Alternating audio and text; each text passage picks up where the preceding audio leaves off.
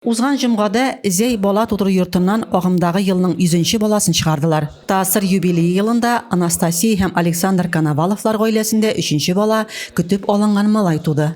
Сабыйга Владимир исеме куштылар. Әлеге уңайдан район үзәк дәваханәсендә тантана узды. Яшь гаиләне әлеге истәлекле һәм үзенчәлекле көн белән район башкарма комитет җитәкчесе Илнар Хафизов котлады. Гаиләдә бала туу зур шатлык, ул зур җаваплылык өсти. Әлеге сабыйның юбилей елда дөньяга килүе тагын да куанычлы. Бәхетле булсын ди Илнар Хафизов. Тантанада сабыйның әти-әнисенә бала туу турында таныклык, Татарстан АСР төзелүнең 100 еллыгына багышланган истәлек билгесе, чәчәкләр һәм бүләкләр тапшырылды. Да, мы хотели мальчика. Без әлеге баланың ир бала булуын теләдек. Сабыебызның юбилей елда тууы куандыра. Район җитәкчелегенең гаиләбезгә игътибарлы булуына, бүләкләргә рәхмәтлебез. Аңа бабасы хөрмәтенә Владимир дип исем куштык ди Анастасия Коновалова.